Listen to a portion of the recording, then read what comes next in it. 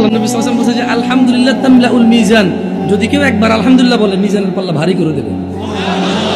মানে দেখেন, আসমান আর জমিন সুবহানাল্লাহ বলে নাকি পরিবর্তন হয়, কিন্তু আল্লাহ নবী বলছে যে যদি কেউ আলহামদুলিল্লাহ বলে ওর আমলনামার এই আলহামদুলিল্লাহ যখন পাল্লায় রাখা হবে তখন ওর নেকির পাল্লা ভার থাকবে। তারপরে তো কেমন আছেন বললে বলে যে বালা নাই, বালা আছে।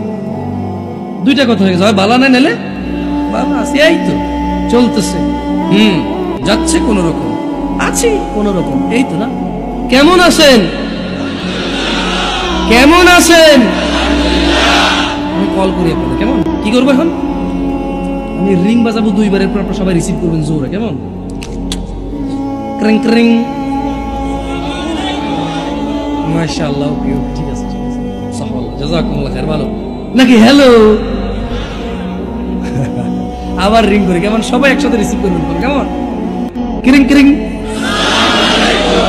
ওয়া আলাইকুম আসসালাম।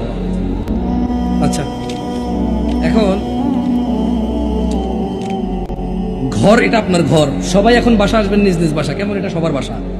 দরজার বেল বাজাবেন, আমি দরজা খুলবো বাসা থেকে, কেমন কি বলে ঢুকবেন, সবর সবর সবর, আগে দরজা খুলি ভাই, এলো দরজা খুলি ভাই, লা ইলাহা ইল্লাল্লাহ। এইটা হলো ঘর, কেমন এটা সবার ঘর, সবাই আলাদা আলাদা। আজকে বাসা যাবেন না, কলিং বেল বাজাবেন বা কেউ চাবি দিবেন। ঘরে ঢোকার পরে এই দরজা খুললে আপনারা ঢুকবেন মনে করবেন, তো কি বলে ঢোকেন, বউরে সালাম দিছেন, কি শরমের কথা, বউরে সালাম দিছে জামাইয়ে। আবার দরজা খুলি, কেমন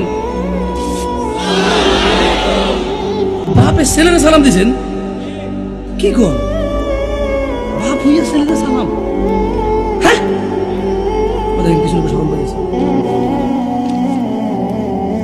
ঘরে কেউ না থাকলেও ঢুকলে সালাম দিয়ে ঢুকতে, বুঝছেন তো? আচ্ছা, এবারে ওই যে সুইচ বন্ধ করে ঘুমাবো, কেমন আমি এটা ছিঁড়লে বুঝবেন যে সুইচ বন্ধ করছি, কি বলে বন্ধ করবেন বলবেন, কেমন পরীক্ষা করা লাগবে, আসলে পাশ। এখন এগুলা করেন কিনা বাসা, এটা বলেন, আজকে থেকে আর মিস হবে, ক্রিং ক্রিং ঘরে ঢোকেন।